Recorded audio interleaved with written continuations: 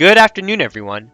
In today's video, we're going to spend a majority of this video going through the price reaction to the FOMC meeting minutes today. I have some live footage, which I'll play and we'll walk through step by step, really talking through what price action is telling us.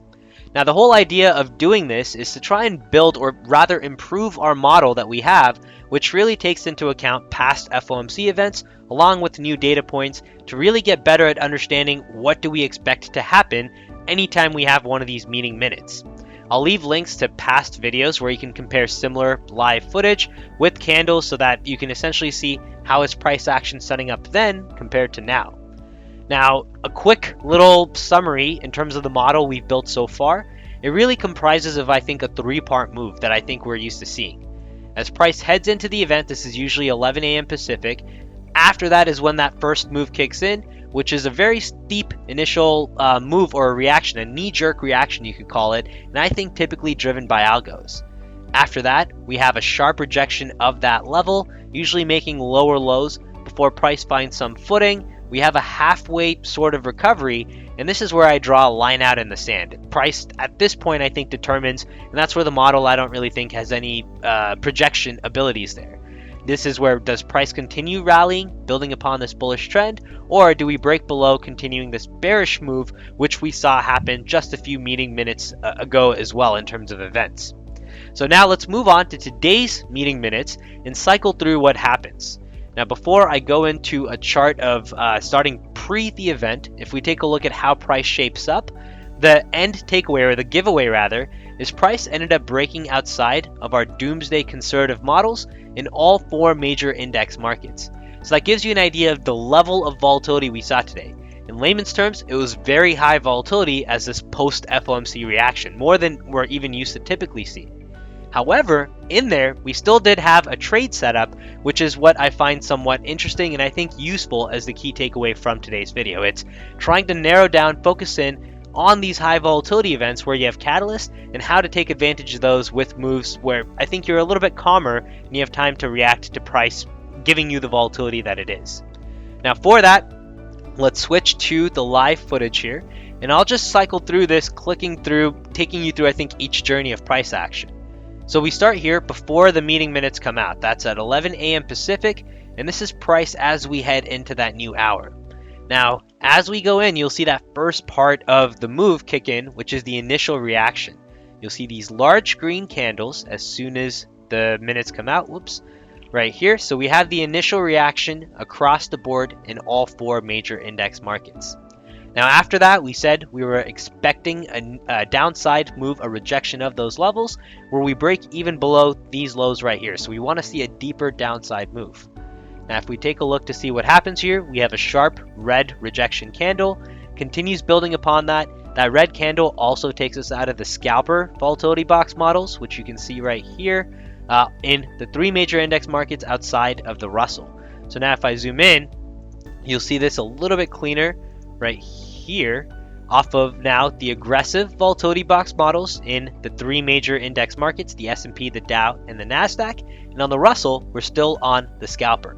And zoomed in, I think you can see that rejection a little bit cleaner, a little bit easier, and I think it's a little bit more apparent that this is now part 2 of that model move we were looking at.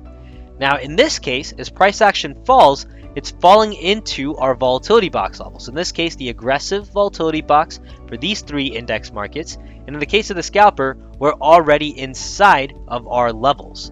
In terms of part 2 for where the setup becomes valid, we need to see our oversold condition.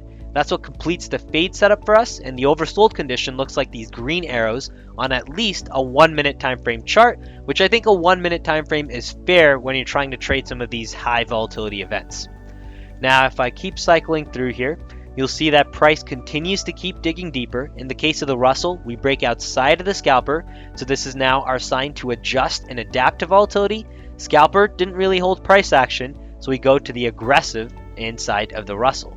So here I skip to the aggressive, and now we get a little bit better view of price in all four major index markets on the aggressive volatility box. So let's pause here for a second and take a look to see what price action is telling us. Now, seeing the aggressive model, the Russell is the one that's so far least deepest inside of the clouds. It's the one that's least volatile between the four major index markets. So in terms of less volatility, Russell would for sure be number one here. Now in terms of more volatility, we can see that the Dow and the S&P here are really as deep into the clouds. In the case of the S&P, we're pretty much at the place where if we continue going outside, that's our sign to now adapt and switch over to the doomsday aggressive model. In the Dow, we have just a little bit of room left, but if price goes outside of the clouds, again, our sign to adjust and adapt to volatility. The Nasdaq is the market here that's least volatile. You can see that with price being just midway through the clouds compared to the S&P and the Dow. So let's continue to see what happens here. Price reacts, starts to bounce. We have buyers come in defending this level before price again gets rejected. And now we're starting to build somewhat of a base here inside of all of these major index markets. Now the Nasdaq is the first market in which we get the edge signal. So if I come forward here where you can see that, the Nasdaq, as of this candle right here, gives us the edge signal confirmation, the green edge signal. And if we take a look at the S&P, we don't see a green arrow yet. Inside of the Dow, we don't see a green arrow yet. And inside of the Russell, we don't see a green arrow yet. We also know that the Nasdaq is the market that we, at least so far, are deeming to be the least volatile in terms of the four major index markets that we have so far, or the three rather that we were comparing.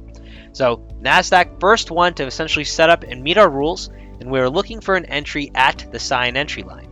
If we do get that, the stop is outside of the clouds, and the amount we risk is what we're looking for T1, which in this case, given that we were on the doomsday aggressive models, and this was high volatility, was upwards of 60 points. So it wasn't a low risk trade on any measure, but in terms of reward, it also had a high potential payout there. So 1-to-1 risk to reward. Nasdaq, first market to give us the edge signal. But if I keep cycling forward here, you'll see shortly after the S&P, the Dow, and the Russell all follow suit. So right after the Nasdaq, really, the three other index markets also gave us oversold signals.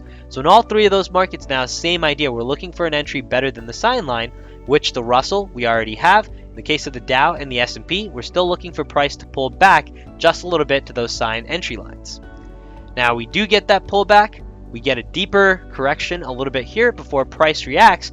And then now if I skip forward, you can see how price really from that juncture ended up bouncing in all of these markets that we were really looking at right here.